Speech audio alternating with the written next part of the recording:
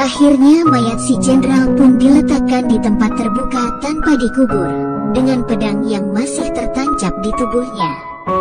Salah satu pelayan Jenderal Kim Sin pun mendatangi jasad majikannya dan meratapi kesedihannya.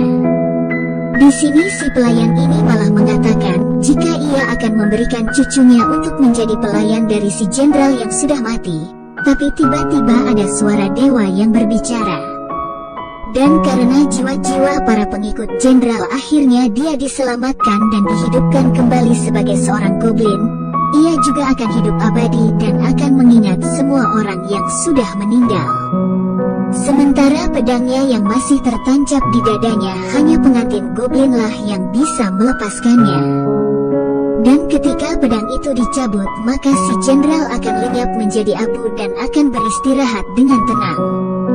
Dengan penuh rasa dendam, goblin ini pun kembali ke istana dan membunuh pelayan yang menghasut sang raja.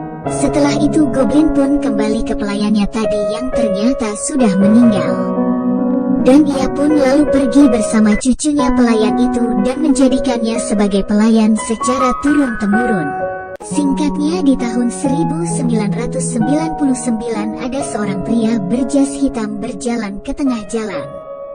Dan ia pun ditertabrak oleh sebuah mobil, tapi anehnya mobil yang menabraknya lah yang rusak parah. Ternyata si pria ini merupakan malaikat maut yang hendak menyebut seorang mayat di bagasi mobil tersebut. Setelah itu malaikat maut pun membawa roh si wanita tadi ke tempat kerjanya untuk diberikan secangkir de, agar ingatan roh di bumi ini menghilang sebelum menuju ke dunia orang mati. Lanjut ke part selanjutnya, tetap di Snack Video.